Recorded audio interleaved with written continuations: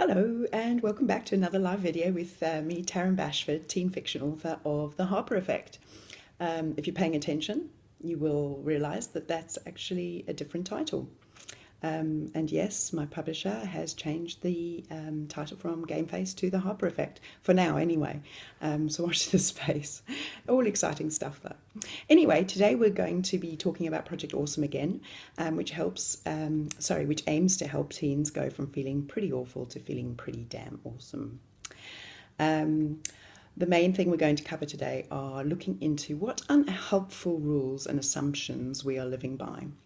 Life is full of rules and assumptions, and some of them are actually good and there to protect us. For instance, the main one could be don't drink and drive.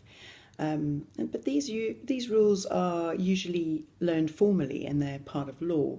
It's the rules and assumptions that we learn informally through social situations that can be really negative and affect our self-esteem.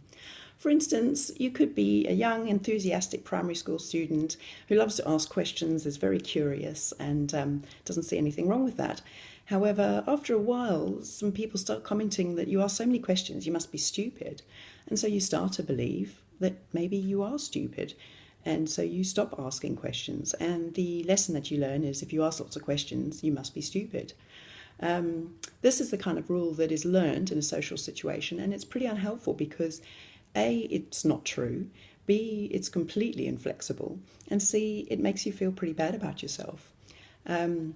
So now you're in a situation as a teenager or an adult that you feel that if you need to ask a question, you must be stupid. And this, again, is impacting on your self-esteem. And by keeping this rule as well, you never give yourself a chance to actually disprove that by asking questions, you're not stupid. So from here, you don't ask questions, meaning sometimes you don't perhaps understand an assignment, and so you don't get such a good grade, and you underperform, and that therefore confirms that maybe you are, in fact, stupid. So you can see how these situations actually then have a ripple effect through your life. And that could come into social situations as well. So you might be in a social situation where, again, you don't ask questions and maybe you make some bad decisions in your life. It really has a big impact all the way through.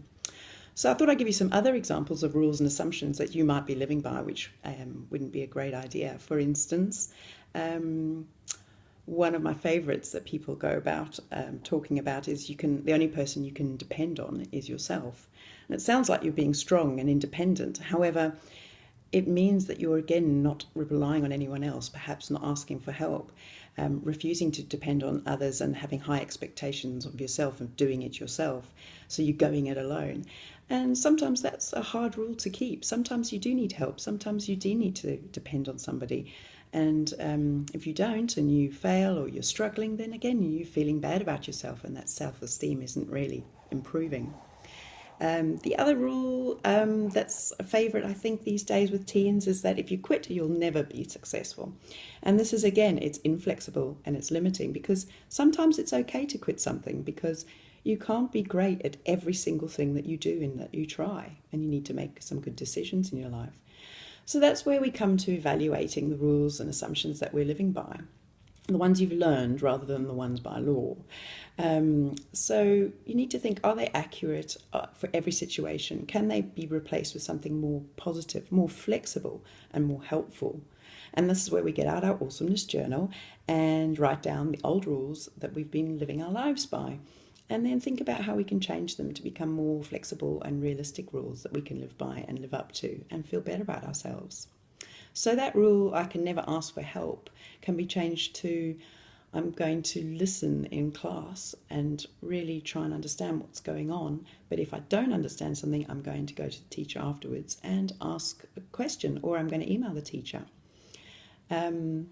The rule, if you quit, you'll never be successful. Well, how can that be a little bit more flexible? Sure, never quit school, never quit studying for an exam. That's not what we're talking about. But how about the idea that you really love tennis, you're really great at it, and you really want to improve, but you've not got a lot of time to do any extra training. So how about you quit that piano because that's taking up a lot of time, you're not really enjoying it, you're not so great at it, and it's not making you feel good about yourself.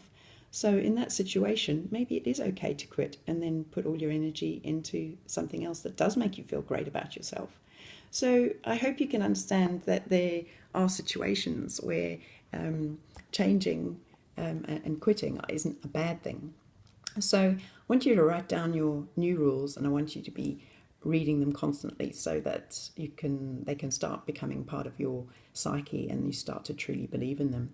And you'll find that you make more positive decisions about your life as well. So for instance, that rule about asking when you don't understand an assignment can suddenly result in getting better grades because you now understand what you're meant to be doing.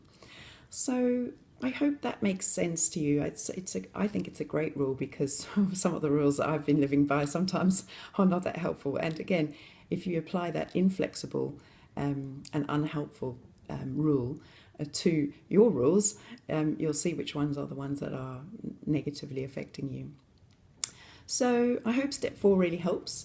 Do subscribe to receive live notifications for the next video, in which we're going to cover overcoming biased expectations.